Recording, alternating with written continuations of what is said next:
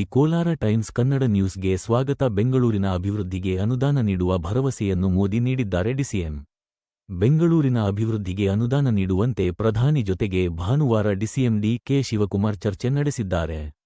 ಈ ಬಗ್ಗೆ ಇಂದು ಬೆಂಗಳೂರಿನಲ್ಲಿ ಮಾಧ್ಯಮದವರ ಜೊತೆ ಮಾತನಾಡಿ ಅವರು ಪ್ರತಿಕ್ರಿಯೆ ನೀಡಿದ್ದಾರೆ. ಈ ವೇಳೆ ಡಿಸಿಎಂ ಅವರು ನರೇಂದ್ರ ಮೋದಿ ನಮ್ಮ ಮನವಿಗೆ ಸ್ಪಂದಿಸುವುದಾಗಿ ತಿಳಿಸಿದ್ದಾರೆ ಎಂದರು. ಮುಂದುವರೆದು ಮಾತನಾಡಿದ ಅವರು, ಪ್ರಧಾನಿಯವರ ಮಾತಿನ ಮೇಲೆ ನನಗೆ ಭರವಸೆಯಿದೆ ಎಂದು ತಿಳಿಸಿದರು. ವರದಿ ಸಲೀಂ ಪಾಷಾ. ನಿನ್ನೆ ನನಗೆ 2 ಪ್ರೋಗ್ರಾಮ್ ಇತ್ತು, ನಾನು ವೆಲ್ಕಮ್ ಮಾಡಿದ್ದೆ.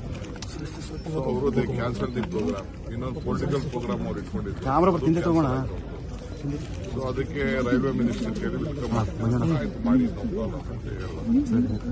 ಸೊ ಅದಕ್ಕೆ ನಂದು ವೆಲ್ಕಮ್ ಹೋಯ್ತು, ನಾನು ಮಾತಾಡೋದು ಹೋಯ್ತು. It is my department, I am the minister, ಬ್ಯಾಂಗ್ಳೂರಲ್ಲಿ ಪ್ರೋಗ್ರಾಮ್.